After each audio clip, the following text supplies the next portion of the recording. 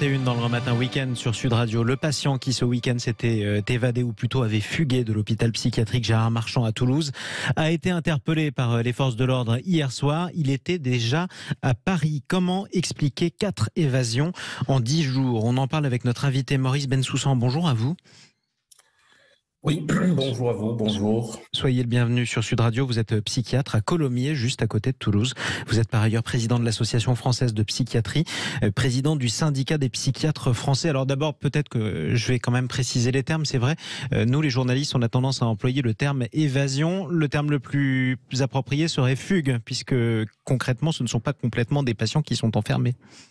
Oui, tout à fait. Je crois que c'est bien d'avoir l'intention de rectifier cette sémantique, même si le fond du problème reste le même.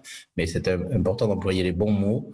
En effet, ces patients n'étaient pas emprisonnés, à mon sens. Ils étaient en hospitalisation après avoir commis des faits délictueux graves. Sauf que justement, certains d'entre eux étaient considérés comme dangereux. On ne reviendra pas sur le plus caractéristique d'entre eux, c'est-à-dire le cannibale des Pyrénées qui s'était évadé et s'en est pris à une octogénaire, une nonagénaire. Comment expliquer 4 fugues en 10 jours ? Écoutez, moi, je n'ai pas malheureusement d'explication à vous proposer, mais je crois que ce qui est essentiel, c'est de véritablement chercher à comprendre ce qui s'est passé, à clarifier ce qu'il y a eu. Une fugue, comme ça, un patient qui disparaît, qui échappe à la surveillance, c'est beaucoup. 2, bien sûr, et 4, n'en parlons pas. Donc, il est évident qu'il faut chercher à bien comprendre ce qui a pu se passer dans cette succession d'événements graves et cette répétition. Si je vous entends, ça veut dire qu'il est encore un peu trop tôt pour le comprendre. Comment on peut expliquer que tout arrive au même endroit et que ce ne soit pas le cas partout en France ? Donc ce genre d'incident nécessite qu'il y ait à la fois des enquêtes et peut-être même plus globalement à porter question sur la façon dont ces risques sont prévenus, de comprendre ce qui a pu se passer, c'est essentiel. Donc il y a des moyens pour saisir tout ça. Déjà il y a des moyens internes aux établissements et aux structures dans une démarche qualité, dans une analyse des risques et des incidents qui sont liés aux soins. Et ensuite il y a les autorités de tutelle qui ont une mission régalienne d'inspection et puis de mettre à jour ce qui a pu se passer quand il y a comme ça une répétition ou même s'il y a un seul incident. Alors vous parliez justement de ces patients qui ont fugué, même s'ils n'étaient pas en prison, c'est un fait. Ils étaient quand même particulièrement dangereux. Au-delà du cannibale des Pyrénées, le deuxième qui avait fugué, il avait 48 ans. Il avait foncé sur 3 étudiantes chinoises au volant de sa voiture dans une localité près de Toulouse. Est-ce que ce sont des profils qui doivent être laissés dans une telle liberté apparente ? Écoutez, alors je ne sais pas s'il y avait une liberté apparente. Dans tous les cas, pour la plupart d'entre eux, les faits étaient assez anciens. Il y a des traitements. Et puis, les démocraties ont à s'honorer de ce qu'elles proposent pour des patients qui sont vulnérables, pour des patients qui sont malades, pour des patients qui sont en difficulté, de ne pas stigmatiser ces personnes et de leur donner des chances de réinsertion et de soins. Là, il s'agit de patients qui ont été déclarés irresponsable sur le plan pénal, donc a priori il ne relève pas d'une sanction et d'un emprisonnement. Il y a bon nombre de patients qui ont des pathologies mentales sévères, peut-être même du même niveau, et qui peuvent être emprisonnés pour des faits de cette gravité. Si eux n'ont pas été emprisonnés, c'est qu'à un moment donné il y a eu un jugement, il y a eu des expertises, et que depuis il y a des soins.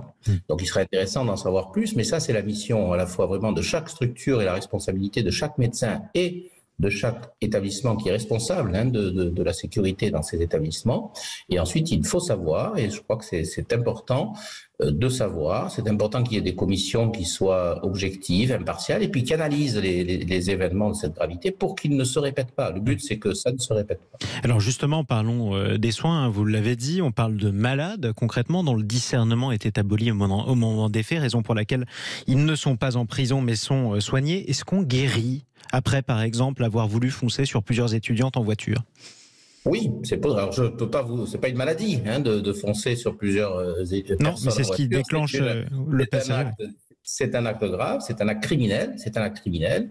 Dans une minorité de cas, ça peut relever de la psychiatrie. Ça relève pas forcément de la psychiatrie. Si ça relève de la psychiatrie, ça a été identifié comme un moment d'une pathologie où la personne n'avait pas conscience de ce qu'il faisait.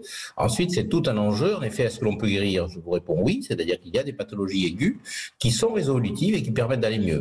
Manifestement, Ça n'est pas le cas je ne sais pas, je ne connais pas la clinique de l'histoire, mais c'est à examiner et peut-être en effet à essayer d'évaluer, de reconsidérer et de poser les problèmes soulevés par ces hospitalisations de très longue durée et une dangerosité qui peut rester inchangée au fil des ans.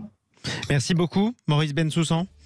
Psychiatre à Colomiers, juste à côté de Toulouse, président de l'Association française de psychiatrie et président du syndicat des psychiatres français. Chers amis, restez avec nous sur Sud Radio. On va essayer de se détendre aussi un petit peu. Ce sera avec Carole Serra pour la Minute Zen dans quelques minutes. Comment mieux dormir grâce à la sophrologie? Eh bien tiens, si jamais notre discernement n'était pas du tout aboli au moment des faits, est-ce qu'on a le droit de vouloir changer de juge lorsqu'on passe en procès? Quels sont vos droits? C'est Patrick Ramel qui vous explique tout dans un instant.